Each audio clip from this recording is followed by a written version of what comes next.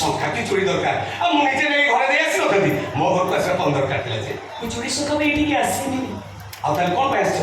ମୋ ଶଙ୍ଖା ସିନ୍ଦୁର ସୁରକ୍ଷା ପାଇଁ। ବୁଝିପାରିଲିନି।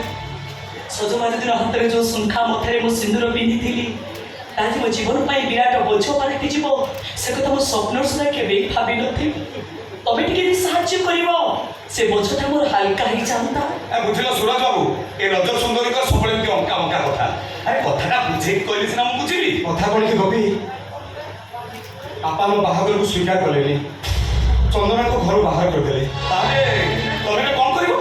ଚନ୍ଦନା ଏବେ ଗର୍ଭବତୀ ଏକା ଏକା ନିଜ ଘରେ ରହିବା ଆଉ କ'ଣ ସୁରକ୍ଷିତ ନୁହଁ। ତା ଛଡ଼ା ବାପା ଯେ ଆଉ କିଛି ଅଘଟଣ ନ ଘଟେଇବେ ସେଇଟା କିଏ କହିବ? ତେଣୁ ପରିସ୍ଥିତି ଶାନ୍ତ ପଡ଼ିବା ପର୍ଯ୍ୟନ୍ତ ମୁଁ ଚନ୍ଦନାକୁ ତମ ଘରେ ରଖିବାକୁ ଚାହୁଁଛି। ତମେ କିନ୍ତୁ ଏଇଟା କିଛି ଠିକ୍ କଲେନି ପୁଅ। ଯଦି ଗୋଟେ ଝିଅକୁ ତମେ ସାହାରା ଦେଇପାରିବନି ତାହେଲେ ତାକୁ ଏମିତି ବିବାହ କରିବାଟା ତମର ଉଚିତ ହେଲା। ଉଚିତ ହଉ କି ଅନୁଚିତ ବାହାଘର ତ ସରିଯାଇଛି ଏବେ ସେ କଥା ଭାବିଲେ ଲାଭ କ'ଣ ହବ ମାଉସୀ? ହେଲେ ସୁରଜ ବାବୁ ଆମର ଏକ ସରକାରୀ ଘର ଆମ ଜାତି ଗୋତ୍ର ଅଲଗା ଆମ ଘରେ ରହିବାଟା କ'ଣ ସୁନ୍ଦର ଲାଗିବ ସମାଜକୁ? ସେ ସୁନ୍ଦର ଅସୁନ୍ଦର କଥା ତୁ ପରେ ଦେଖିବୁ। ଆରେ ଆମର ତ ମାତ୍ର ଗୋଟିଏ ବଖରା ଘର ଆଉ ବଖୁରିଆ ଘର କରିପାରୁନୁ ବୋଲି ନିଜେ ତ ଏଯାଏ ବାହା ହେଇପାରୁନୁ। ଏଇ ଜୁନାଟାକୁ ମୁଁ କେବେଠାରୁ ବୋହୂ କରି ଆଣି ସାରନ୍ତେଣି।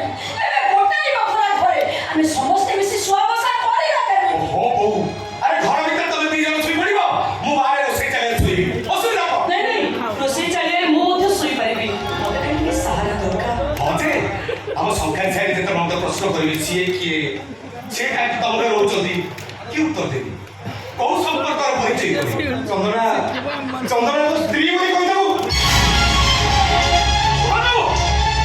ଏମିତି କଥା ତମେ କହିପାରୁଛ କେମିତି? ବୁଝୁନୁ କାହିଁକି ଗୋପୀ ସେମିତି ଗୋଟେ ପରିସ୍ଥିତିରେ ପଡ଼ିଛି ବୋଲି ମୁଁ ତାକୁ ସାହାଯ୍ୟ ମାଗୁଛି। ଚନ୍ଦନା ତୁ ମୋ ସ୍ତ୍ରୀ ବୋଲି କହିଦେଲେ ସେ କ'ଣ ସତରେ ତୋ ସ୍ତ୍ରୀ ହେଇଯିବ କି? ନାଇଁ ନାଇଁ ନାଇଁ ନାଇଁ ନିଜ ସହିତ ସମ୍ପର୍କ ଏଇଟା ନିହାତି ଖରାପ କଥା ହବ। କିଛି ଖରାପ ନୁହନ୍ତି ମୋ ସୁନ୍ଦର ଭବିଷ୍ୟତ ନଷ୍ଟ ହେଇଯିବ ମୋତେ ଏତିକି ଟିକେ ଦୟା କର। ଆରେ ଝିଅ ତତେ ଦୟା କରି ଆମେ କ'ଣ ଲୋକ ଅଛୁ? ତମ ପଞ୍ଚାୟତ ଆମ ପଞ୍ଚାୟତ ଅଲଗା।